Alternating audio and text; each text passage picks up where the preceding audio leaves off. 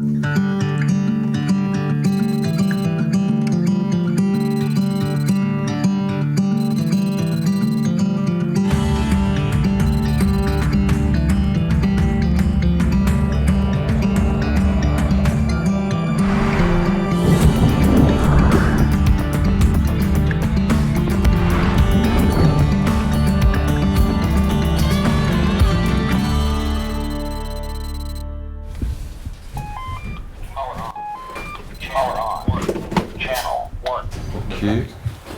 y a 1m80, 2 mètres, 2m30. De la houle et beaucoup de vent d'ouest.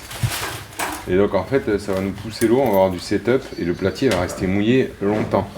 Tu vois, et j'ai peur que ça soit la marée vraiment basse qui nous permette de spitter quoi. Ouais. Qu'on va se retrouver avec toujours 40 cm de flotte. Donc les opérations ont se déroulé sur le platier à Sokoa. Je ne sais pas si vous le voyez d'ici. Donc on a déployé une ligne de capteurs qui sont pour l'instant au large. Et là, on va compléter la partie à terre. Ce matin, ça va être les capteurs de pression et demain matin, ça va être les courantomètres. Parce que la structure est grosse, il faudra que Rémi la monte, etc. Le capteur le plus haut qui a été mis par les plongeurs, il est par là. Donc on a toute une partie qui fait à peu près ici 70 mètres, qui va être facilement accessible quand on sera à marée basse. Donc on en a 6 à mettre aujourd'hui, 23 mètres, 27 mètres, on prend des nombres premiers à chaque fois pour être sûr de ne pas se planter, 19 mètres, on va faire autour de ça. Demain, la station viendra se mettre en plein milieu, ok? On va préparer des lestes avec un petit bout et une bouée, et on va venir en mettre un ici, un ici, un ici, un ici, peut-être un ici si on y arrive. On va essayer en tout cas de repérer les points où on va mettre les instruments. Et ne glissez pas sur les rochers, ne vous fracassez pas. Merci.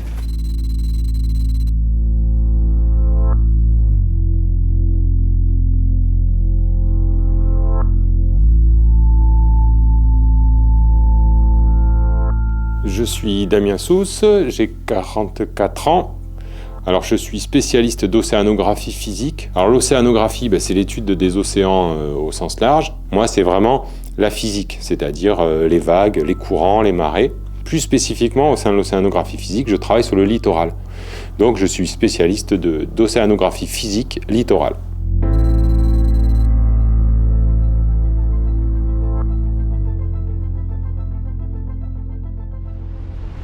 Alors il faut remonter à la Seconde Guerre mondiale. En fait, c'est là qu'on a commencé à faire de l'océanographie physique littorale. C'est les forces armées en particulier qui se sont intéressées à ce qui se passait sur les plages parce que c'était là où on allait faire débarquer les soldats lors des opérations amphibies. Donc c'est là qu'on a commencé à essayer de comprendre pourquoi il y avait des vagues, pourquoi il y avait des grosses vagues, des petites vagues, là où ça déferlait, là où il y avait des courants, etc. Depuis une vingtaine d'années, on s'intéresse plus spécifiquement aux zones qui vont avoir des fonds plus complexes. On a eu des effondrements assez récemment de pans de falaises, et donc on veut savoir comment les vagues qui arrivent au large, elles vont se transformer sur le platier rocheux pour à terme, venir impacter sur nos falaises. Toute la partie avant l'expérience proprement dite, ça a été de déployer les instruments le plus au large pour voir comment les vagues allaient arriver dans ce système-là. On a déployé des profileurs de courant. Donc ça, c'est un instrument qui est posé au fond, qui envoie des ondes dans toute la colonne d'eau. Et comme on a du courant qui passe, les ondes qui sont transmises, c'est des ondes acoustiques à haute fréquence, elles vont être transformées par le courant. En fait, on a un petit haut-parleur qui envoie des ondes acoustiques dans l'eau. Et là, c'est comme si on avait 3 micros, donc ça émet des ondes acoustiques. C'est pour ça qu'on appelle ça un courantomètre acoustique. Et Doppler, c'est parce qu'on envoie une onde acoustique sur une cible qui bouge. Donc c'est comme quand on entend le bruit d'une voiture qui se déplace. Et en fait, c'est la vitesse de déplacement de la source qui se rajoute à la fréquence du bruit du signal. Donc là, c'est exactement le même principe. On envoie une onde acoustique sur de l'eau qui se déplace, plus exactement sur les petites particules qui sont en suspension dans l'eau. Et on va enregistrer l'onde réfléchie sur ces particules. Donc comme on a une cible qui bouge, on va avoir une différence entre l'onde émise et l'onde reçue. Ça, c'est un assemblage de petites piles AA, comme on a partout, quoi. Il y en a tout un paquet, et on en a 2, c'est pour avoir une autonomie qui tienne les 2 semaines. What am I looking for? Tape. Tape, good, surely. Et donc l'enjeu, ça va être de trouver la bonne programmation pour que ça puisse tenir 2 semaines à la fréquence qui nous intéresse. Donc, il va falloir faire de la programmation par burst et on va faire les mêmes bursts que ceux des signatures. Qui sont à combien? Donc, il faut Internet. 7200 à 4 Hz. C'est combien 7200 divisé par 4? 1800 secondes. Donc, une demi-heure. Ça fait une demi-heure toutes les 2 heures. Mais toi, tu fais une demi-heure toutes les 2 heures ou une demi-heure toutes les heures, si ça passe. Et ensuite, quand on va arriver sur le platier, on a continué à déployer une série de capteurs de pression et une grosse structure pour déployer des courantomètres. Donc, c'est des appareils qui vont mesurer le courant en 2 points, donc juste au-dessus des reliefs sous-marins, et puis un point à 80 cm au-dessus. Qu'est-ce que tu penses? Qu'il vaut mieux la monter ici ou sur le terrain?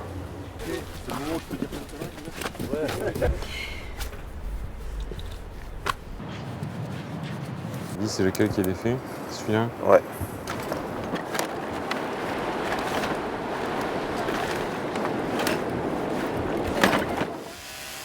Ça perce, Sam? Toi, ça va taper comme ça. Donc je préfère que ce soit genre 30 degrés. Ça tient ça? Et pas tout prendre sur le même pan de rocher si jamais il dégage. Si, c'est bon.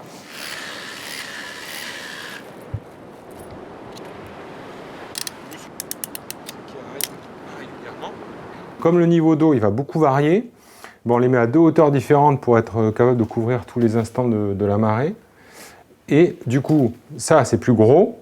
On va devoir les mettre qui sortent bien des rochers, donc en fait dans l'endroit où les vagues elles viennent déferler. Et donc il faut à la fois quelque chose de solide, mais si c'est solide ça veut dire que c'est gros, mais si c'est gros ça veut dire que c'est vachement exposé aux vagues. Ok, alors là on va fixer celle-là.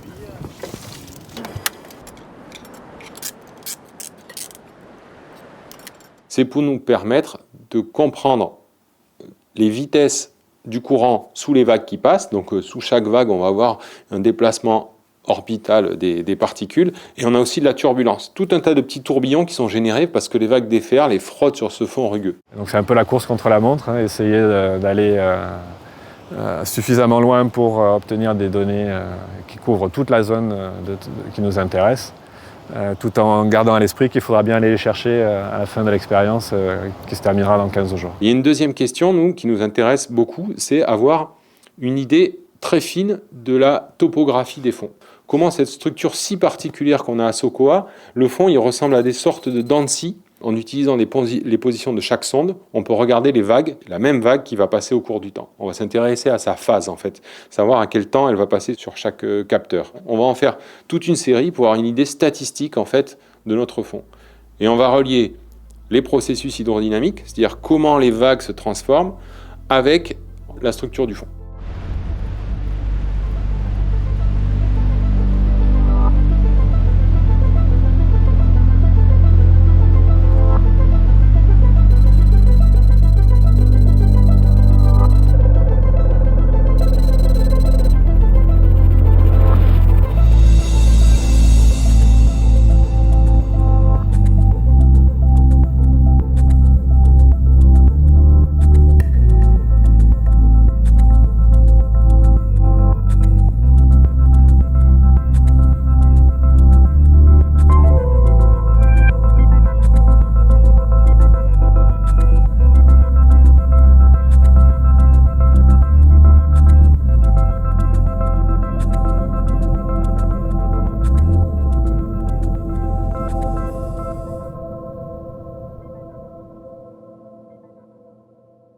Ça fait maintenant 2 mois qu'on a commencé à traiter sur les données qu'on a acquis sur le platier de Sokoa. Sur un capteur de pression, donc un qui était sur le tombant, on va voir que des moments, on a des grosses oscillations, donc ces fluctuations périodiques, ça correspond à la marée, et puis on a des cycles de vives eaux, donc des moments où la marée elle est intense, on va avoir des variations du niveau de 4 mètres entre la marée haute et la marée basse, et des moments de mortes eaux, donc où le marnage, l'amplitude de la marée est plus petite. Je vais me concentrer sur un seul cycle de marée. Donc quand je regarde mon signal de marée, je vois bien mes marées hautes, mes marées basses, et puis j'ai l'impression de trouver du bruit qui se superpose à la marée. Et qu'est-ce que c'est ce bruit? Si je suis encore plus précis et que je regarde une plus petite échelle de temps, je vais encore zoomer. Petit à petit, je vais voir apparaître mes vagues. Alors on voit que mes vagues, c'est des oscillations régulières. Et on voit aussi que les vagues, elles se promènent par série. Et alors ça, c'est très important pour le littoral, ça veut dire que l'énergie, elle arrive par groupe. Ce que j'observe, c'est des vagues individuelles. Il y en a une qui va passer sur mon platier rocheux, et en bleu, j'ai les vagues qui passent au large. Donc je vois qu'il y a une différence dans la forme des vagues. Au large, on a des vagues qui sont assez douces, assez régulières, alors que quand je suis sur le platier rocheux, j'ai des faces beaucoup plus raides et derrière une pente arrière beaucoup plus douce. Donc là, c'est le tout début de l'analyse. Ça nous a déjà permis de remarquer qu'on avait une grosse dépendance au niveau d'eau, c'est-à-dire que quand on a des niveaux bas avec la marée, ça va filtrer complètement l'énergie de la houle et que les conditions les plus problématiques, en tout cas pour la falaise, ça va être la marée haute. Donc l'étude, maintenant, elle va se poursuivre. On va essayer de quantifier exactement quelle proportion d'énergie va passer dans quelles conditions de marée et comment va jouer aussi la hauteur des vagues, la période des vagues et toutes les caractéristiques sur ce qu'on va récupérer en pied de falaise. This is always about learning something new tools. You have to all the time being kind of in a competition with yourself if you want to be good. So it's always some problem and starting to solve something that you don't understand. So I really like to keep myself like kind of busy. So yeah. On est dans une phase de changement climatique qui va nous apporter une montée du niveau d'eau, une modification des régimes de tempête. Et l'humanité, elle va devoir s'adapter forcément à ces évolutions dans les décennies à venir. Et d'un autre côté, c'est très inquiétant, parce qu'il va falloir que l'humanité, elle anticipe largement ces problématiques-là. Et anticiper, c'est pas à 2-3 ans. On a des évolutions qui nous engagent sur 50, sur 100 ans, et c'est dès maintenant qu'il faudrait préparer l'adaptation.